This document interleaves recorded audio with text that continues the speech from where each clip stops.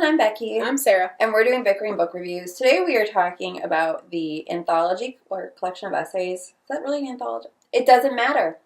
I just had a little moment. The book is entitled Life Inside My Mind. 31 authors share their personal struggles. I got it through NetGalley. I got it through Edelweiss. And this book is incredible. It has so many authors. Should I list them all according to who's on Goodreads? No, because it's wrong. Oh, it is wrong. So, but just like some like the big ones, Hopkins, who talks incredibly about her grandson's effects, because I don't know if people know this, but Crank is based off of her daughter's meth addiction. I'm just like, the ones that we weren't going to talk about. Lauren Oliver talking beautifully about her depression.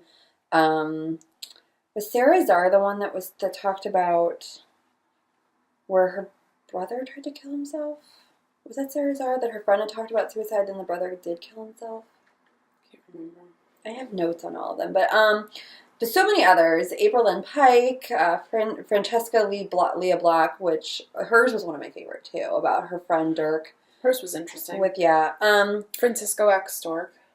Yes. There was Cynthia Baylog, Hannah Moskowitz, there's so many. Cynthia Han was the one I was thinking about. But we were just going to talk about the ones that really resonated. But don't go off of Goodreads because that's not accurate. It is not accurate, and that's the problem because we're trying to juggle it all. One of my favorites was Maureen Johnson, who I thought edited it, but now it looks like it.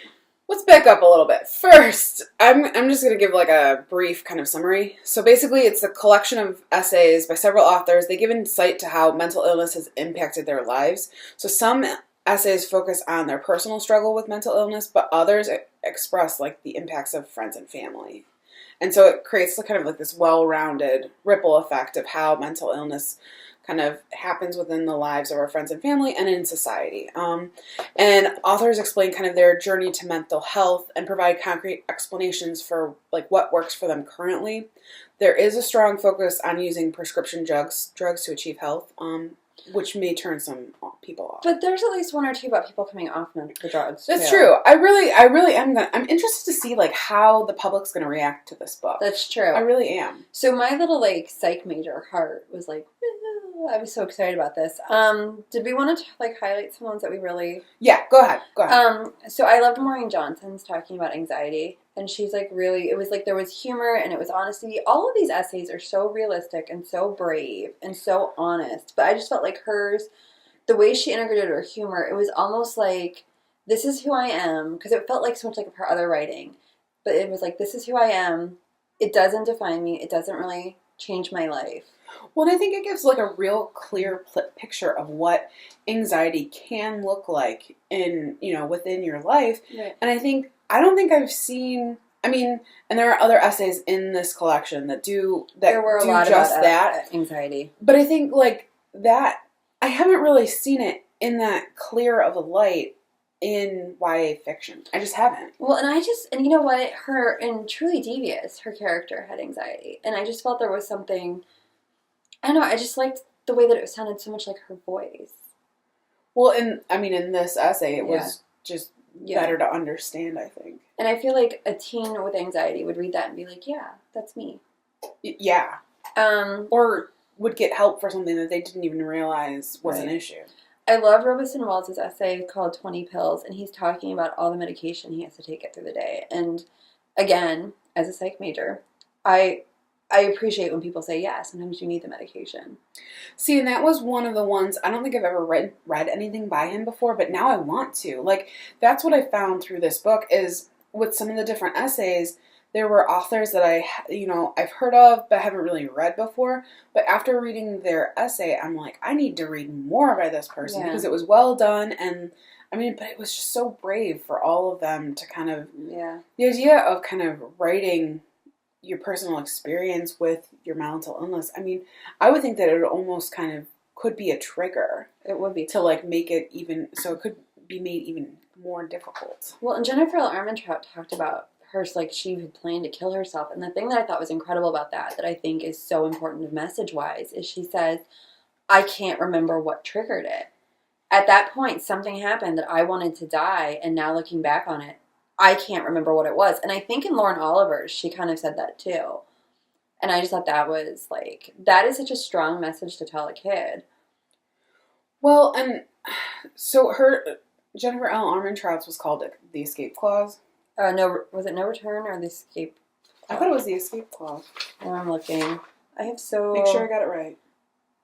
Yeah, The Escape Clause. Oh, The Escape Clause, yeah. So I thought that was really interesting, kind of, by giving it that name, it takes away the power of, you're really, like, talking about the act of committing suicide, but by calling it The Escape Clause, it's just, no big deal. And, like, I feel like that I could really kind of see and relate to, and I found hers to kind of be one of the most powerful. I did enjoy, I say enjoy, but really, like, Maureen Johnson's was, the three that you've listed are really, like, my most powerful. Well, I'm going to do one more because this is running long. But Cindy L. Rodriguez, who I've never read anything by her, but I totally do. She wrote, I want to now.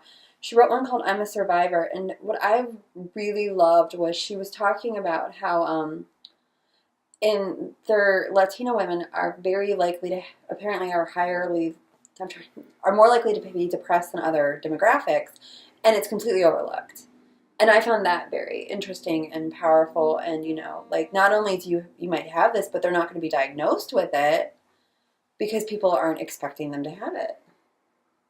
I mean, the more we talk about the different essays, the more I'm like, oh, but I like this one, and I like that, and there's that. And so this just kind of turned into a book that I've just been telling everybody about. I'm like, you have to read this. It's really good. I've never seen anything done this way. Plus, it kind of it makes authors real people. It does. I mean, it really makes them real people. And it gives you kind of an added layer to kind of maybe what they're writing and, maybe why author events are going the way that they're going and different things. So we should probably rate this because I could probably keep talking about this for another half hour. So our rating system starts at the top with 5 unicorns. We get on to 2 unicorns. If you don't like it, it's a horse. Where were you? I rated it 4 unicorns on Goodreads, but I don't know. Like, I could probably even bump it up to 5. Like, I really liked this book. I really liked it. I'm at a 4 because I don't know if it's really a teen book. There it is. That's why I gave it a 4. Because it's not a teen book. Because I think that this is more of a new adult book, that a lot of the struggles that they're going through are adult related. I mean, it's family, it's marriage, it's job, it's kids. An adult could pick this book up and see themselves in it. But yeah, I don't, they're advertising it as YA, but I don't think it is. So that is where we are on Life Inside My Mind. Okay. I want to keep talking about it. I'm sorry. Okay, we got it. Bye.